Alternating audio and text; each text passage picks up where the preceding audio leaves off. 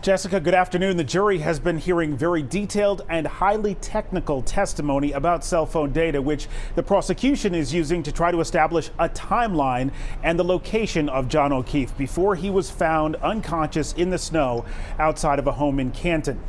The expert witness on the stand right now is Ian Whiffen. He is a digital forensics examiner for Cellebrite, which is a firm that analyzes digital evidence, including cell phone data.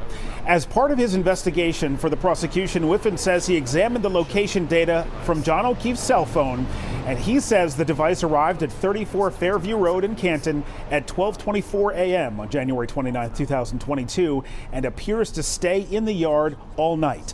The phone's location is depicted by various data points, red dots, within a circle.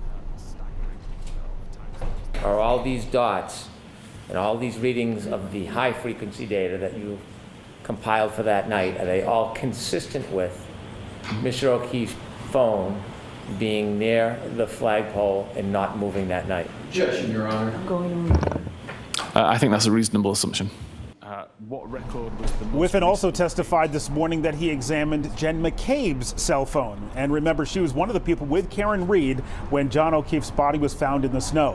Whiffen testified about the timing of the highly controversial Google searches, in essence, how long to dine cold, on Jen McCabe's phone. He told the jury on direct examination that he believes the searches occurred at 6:23 and 6:24 a.m. That belief contradicts the defense timeline of the case. Whiffen is also expected to testify about the battery temperature of John O'Keefe's cell phone, which suggests the phone was outside all night.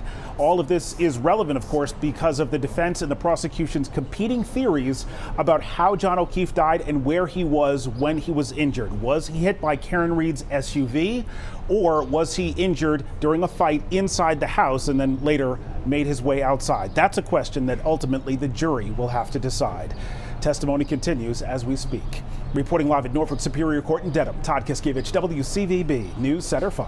And we'll be following